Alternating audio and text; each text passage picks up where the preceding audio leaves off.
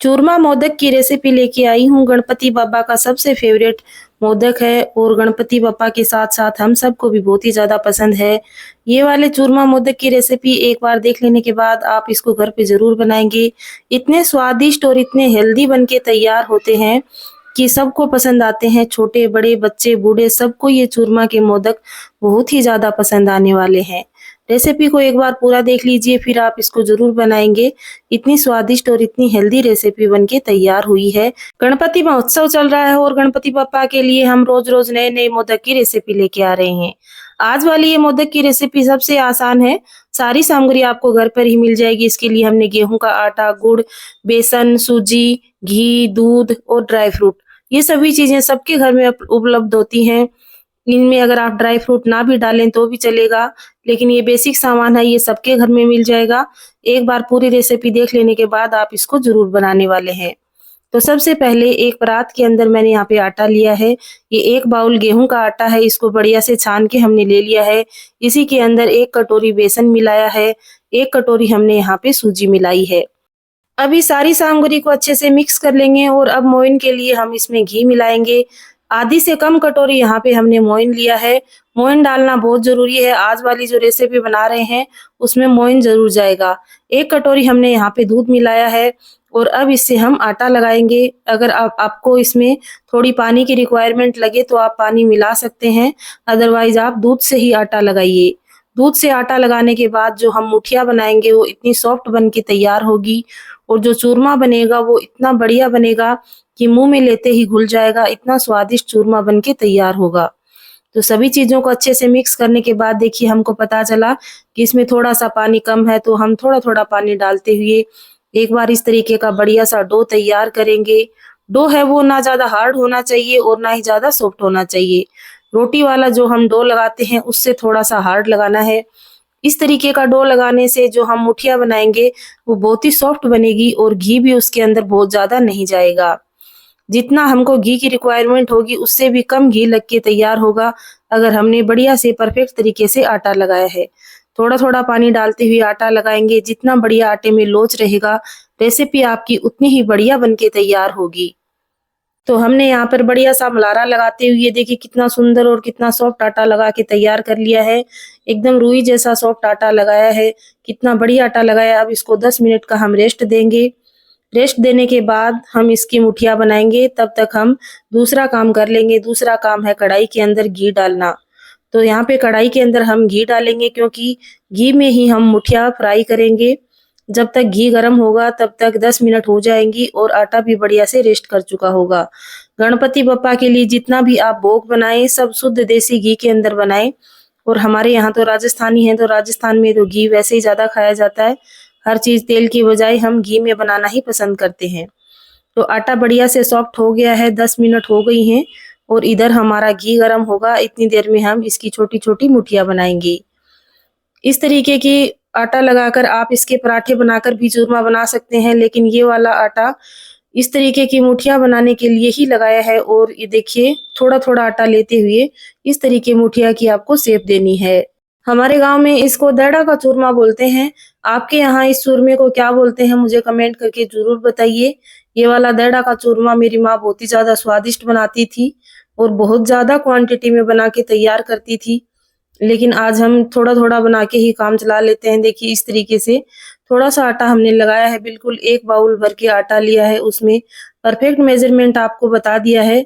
1 छोटी कटोरी बेसन मिलाया है, छोटी कटोरी सूजी मिलाई है, 1 कटोरी दूध, आधा कटोरी घी डाल के बढ़िया-सा आटा लगा लिया है और आटे के इस तरीके से हम दड़ा बना लेंगे, यानी कि मुठिया बना लेंगे। अब इन सारी मुठिया को हम फ्राई करेंगे। घी के अंदर फ्राई करना है। घी ना बहुत ज़्यादा गर्म होना चाहिए और ना ही बहुत ज़्यादा ठंडा होना चाहिए। तो सबसे पहले इस तरीके की मुठिया बना के आप इनको रख लें, जब तक आपका घी गर्म होता है। ये सारी मुठिया बनाने के बाद ही घी के अंदर फ्राई करनी है। इस तरीके की मुठिया बना के जब आप चूरमा बनाएँगे तो आप हर बार यही बनाएँगे, इतना स्वादिष्ट चूरमा बन के तैयार होता है। थोड़ा-सा आटा डाल के देख लीजिए घी गरम हुआ या नहीं।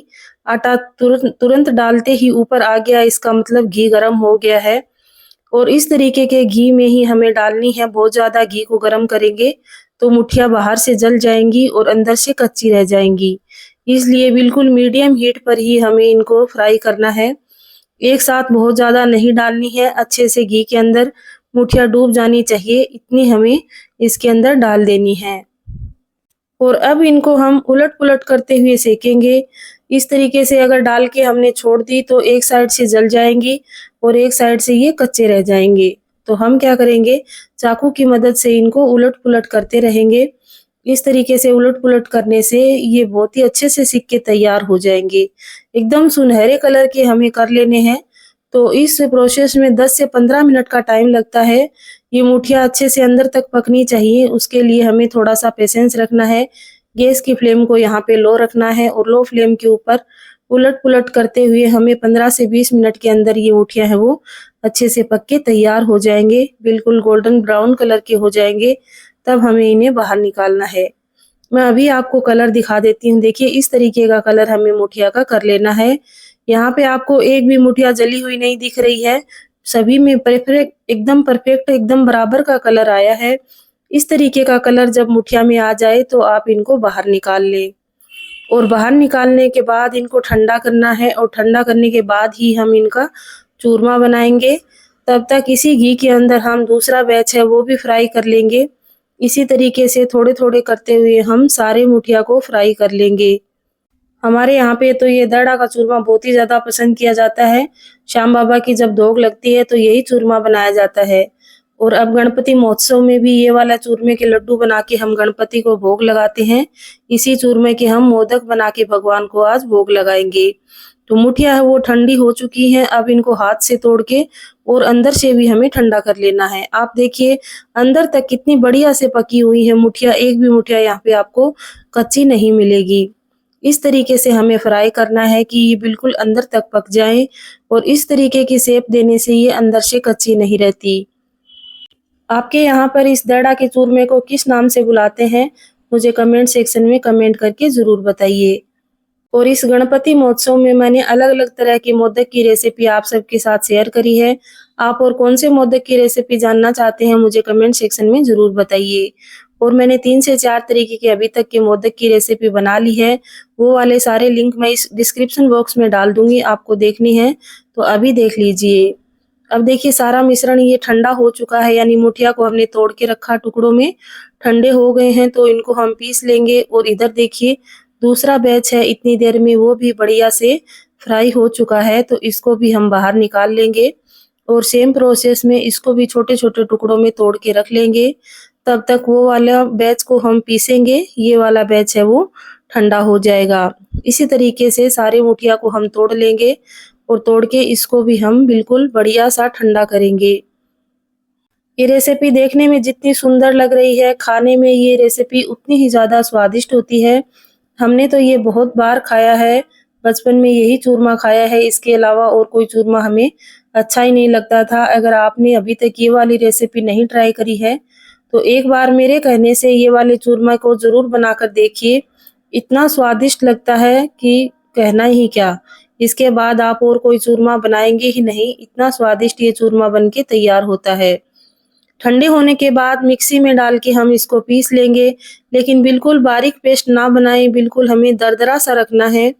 एकदम बारीक पेस्ट बना लेने पर वो चूरमे वाला टेक्सचर नहीं आएगा। आपको मैं पास से दिखा देती हूँ, इस तरीके का हमें चूरमा बनाना है। अगर 1-2 कोई मुठिया का मोटा टुकड़ा भी आता है तो कोई दिक्कत नहीं है, इस चूरमे के अंदर वो भी बहुत ज़्यादा स्वादिष्ट लगता है। इसके अंदर बहुत सारा घी और बहुत सारी देसी चीनी मिला के आप इस तरीके से भी खा सकते हैं, लेकिन आज हम मोदक बनाएँगे, तो मोदक बनाने की रेसिपी थोड़ी-सी अलग है। जिस घी में हमने मुठिया को फ्राई किया था वही घी हमने ले लिया है और 1 बाउल यहाँ पे हमने गुड़ लिया है। गुड़ को छोटे-छोटे टुकड़ों में तोड़ लिया है, जितना आटा लेना है लिया है उसी के बराबर का हमने यहाँ पे गुड़ लिया है। और अब गुड़ को हम पिघला लेंगे। गुड़ की यहाँ पे हमें कोई चाशनी नहीं बनानी है, सिर्फ घी के अंदर हमें पिघला लेना है। बढ़िया से पिघला लें, इसके अंदर एक भी गुठली नहीं रहनी चाहिए, क्योंकि आज हम बप्पा के लिए मोदक बना रहे हैं। तो मोदक की रेसिपी में हमें इस तरीके से बनानी है। अगर आप चूरमा बनाएं तो चूरमा पीसने के बाद उसके अंदर देसी चीनी मिला के, घी मिला के खा सकते हैं। गुड़ है वो अच्छे से पिघल चुका है, तो इस परात के अंदर जिसमें हमने चूरमे को ठंडा किया था उसी के अंदर हम गुड़ को, पिघलाया हुआ गुड़ है वो डाल देंगे। गुड़ का सीरम डालने के बाद एक बार इसे चम्मच से चलाएंगे, क्योंकि अभी ये गर्म है। ठंडा होने के बाद हम इसके मोदक बनाएंगे, तो अभी गरम-गरम में हाथ ना लगाएं, क्योंकि गुड़ है वो गरम रहता है तो बहुत जल्दी हाथ जलने के चांस रहते हैं। तो एक बार इस तरीके से चम्मच से आप इसको मिला लीजिए। इसके बाद हम इसको ठंडा करेंगे और इसके बहुत ही स्वादिष्ट और सुंदर-सुंदर हम इसके मोदक बनाएंगे। गणपति बप्पा को भोग लगाएंगे और बप्पा को खुश करेंगे। देखिए सारा मिश्रण ठंडा हो गया है और कितना बढ़िया, कितना नरम, एकदम रुई जैसा सॉफ्ट मिश्रण हमारे पास तैयार हो गया है। यहाँ पे हम ड्राई फ्रूट नहीं लगा रहे हैं, यहाँ पे सिर्फ खसखस लगा रहे हैं। इस चूरमे के अंदर खसखस का जो टेस्ट है वो मोदक के अंदर बहुत ही टेस्टी आता है, बहुत ही बढ़िया आता है। तो इस तरीके से जब भी आप मोदक बनाएं तो साइड में घी लगाने के बाद मोदक मोल्ड के ऊपर थोड़ा सा खसखस जरूर लगा लें। ये खसखस लगाने के बाद देखिए ये मोदक कितना सुंदर लग रहा है, इतना सुंदर और इतना सॉफ्ट मोदक बन के तैयार हुआ है। बप्पा तो खुश होने ही वाले हैं, जिसको भी आप खिलाएंगे वो आपसे रेसिपी जरूर पूछेगा कि आपने ये वाले मोदक कैसे बनाए हैं। बहुत ही शानदार और बहुत ही गजब के मोदक बनके तैयार हुए हैं। इसी तरीके से एक-एक करते हुए हमने यहाँ पे सारे मोदक हैं वो बना लिए हैं और अब हम बप्पा को भोग लगाएंगे। अब देखिए बप्पा को हम भोग लगाएंगे और आपका काम है लाइक करना। आप रेसिपी पूरी देख लेते हैं पर लाइक करना भूल जाते हैं, तो फटाफट से लाइक कर दीजिए और ऐसी शानदार और बढ़िया रेसिपीज को आगे भी शेयर करते रहिए, ताकि हमारे राजस्थान की ये इतनी स्वादिष्ट और इतनी बढ़िया रेसिपी पूरी दुनिया में घूमे और सबको पता चले कि हमारे राजस्थान में सिर्फ चूरमा और बाटी नहीं खाया जाता, चूरमे के हम मोदक भी बनाते हैं। इतना स्वादिष्ट और इतना बढ़िया चूरमा मोदक देखकर सबको बहुत ही बढ़िया लगने वाला है। तो अगर आपने यहाँ तक रेसिपी देखी है तो आपको पसंद तो जरूर आई होगी। फटाफट से कमेंट करिए और मुझे बताइए कि आपको ये रेसिपी कैसी लगी है। ऐसी शानदार और बढ़िया रेसिपी के लिए चैनल को सब्सक्राइब कर लीजिए और अगर आपने मेरा चैनल पहले से सब्सक्राइब कर रखा है तो बेल आइकन को जरूर प्रेस कर लीजिए, ताकि आपके पास इतनी शानदार और बढ़िया वीडियो का नोटिफिकेशन सबसे पहले पहुंच सके। एक बार प्रेम से बोलिए गणपति बप्पा मोरया, मंगल मूर्ति मोरया। कमेंट में मंगल मूर्ति मोरया लिखना ना भूलें। सभी को गणेश चतुर्थी की, गणेश महोत्सव की बहुत बहुत शुभकामनाएं, ढेरों शुभकामनाएं।